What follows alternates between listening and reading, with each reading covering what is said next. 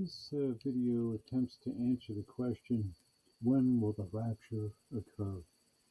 And of course, anytime you try to put the rapture in the time frame regarding the tribulation, in my opinion, you have to reconcile your attempt with Hebrews 11, which, as the heading indicates, is pure doctrine.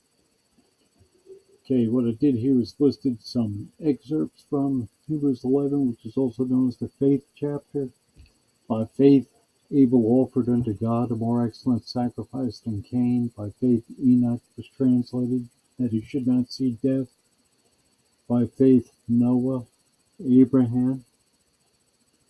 And it goes from there to Abraham, Isaac, Jacob, Joseph, Moses, and then Gideon, Barak, Samson, and a anglicized Hebrew name that I can't pronounce or know of, David, Samuel, and the prophets who through faith subdued kingdoms, wrought righteousness, goes through a list of their exploits and also their sacrifices, being slain by the sword, wandering around in sheepskin and goatskin, being destitute, afflicted, tormented, and these all, having obtained a good report through faith, receive not the promise.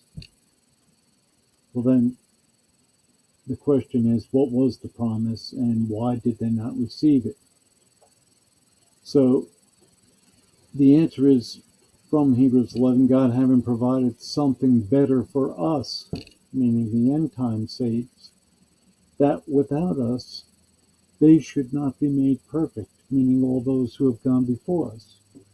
Now, perfection, for lack of a better term, I called it a two-part dogma as opposed to an ideology or philosophy, that there is a perfecting of one's faith in this life, and then there is also a perfection of the body, which is the transformation and immortality. So Hebrews 12:22 refers to the spirits of just men made perfect, those through the trying of their faith obtained a perfect report of faith. And then in the Gospel of Mark 10:29-31, Jesus promises eternal life in the world to come.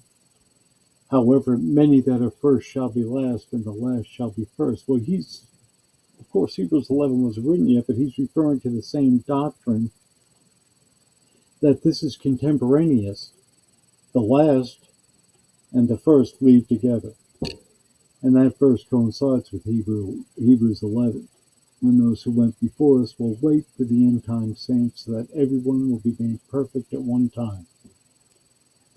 Meaning the resurrection will be a one-time event that occurs in the middle of the tribulation. Why the middle? I think that a lot of that has to do with the two witnesses. The two witnesses appear at the beginning of the tribulation. They're sent here to decry the work of the Antichrist. The Philadelphia saints are gone. All that's left is the lukewarm church of Laodicea. And that's who the two witnesses are speaking to. Besides, they're also performing, certain acts and judgments on the earth. But their primary objective is to reach the saints, and so that they'll know what's about to befall the earth. And they prophesy for 3.5 years. And when they finish their testimony, they're killed. Then all the people on earth see the dead bodies, refuse to put them in graves for 3.5 days, which is a metaphor for the first 3.5 years of the tribulation. After which a voice from heaven says, "Come up here." They ascend to heaven in a cloud.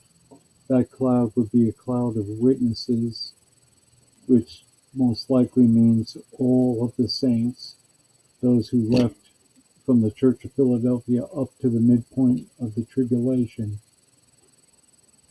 And as I wrote here, one-time resurrection. In the same hour there was a great earthquake, and 1/10 of the city fell. In the earthquake 7,000 people were killed, and the rest were afraid and gave glory to the God of heaven.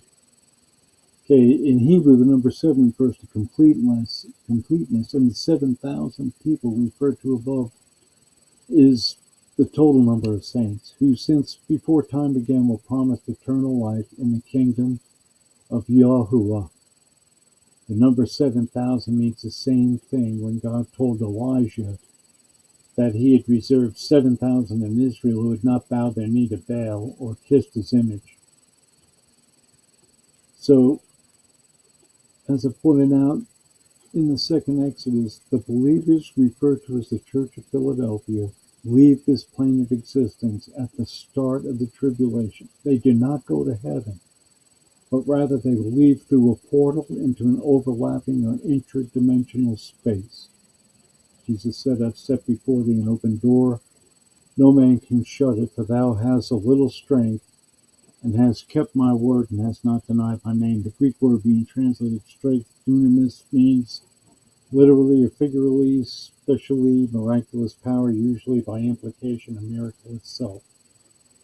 So it's a miraculous power, supernatural, that allows them to leave this plane, the terrestrial plane of existence, into some overlapping dimension, just as the children of Israel did after they crossed the Red Sea.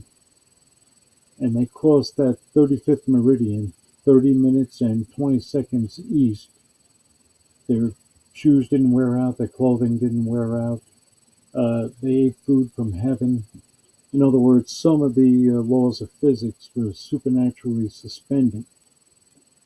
And then when they crossed back over the 35th meridian westward, all of those things were gone, and they started to eat corn and from the promised land, fruits, vegetables, whatever.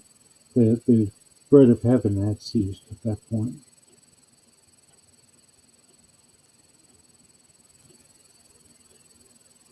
Okay, after Jesus addresses the church of Philadelphia, he then turns to the church at Laodicea, which has not been removed, but is still present in this plane of existence until the middle of the tribulation.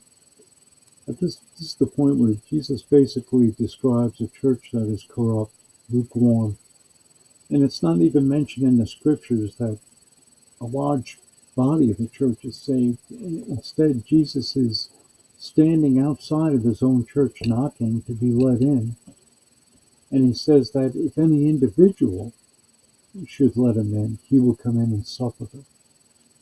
So it's grievous and it's horrible and sad also, but it looks like, from the up until the midpoint of the tribulation, Jesus is just able to attract individuals out of the church system.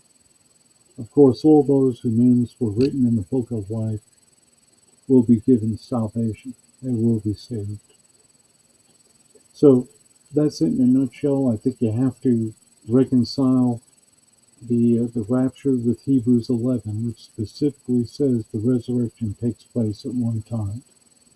Now, why I believe it's not after the midpoint of tribulation is because when we're brought up to the heavenly realm and we're in the presence of God the Father and His Son,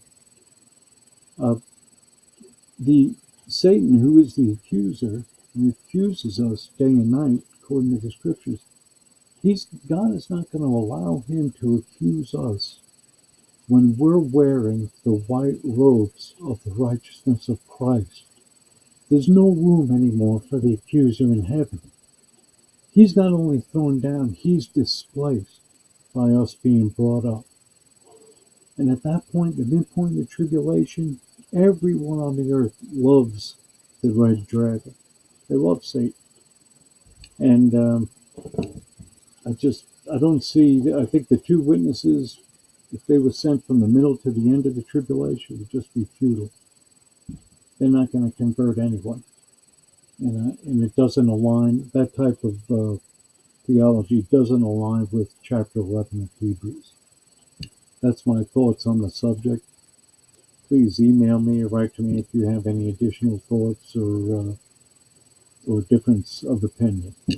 Thank you.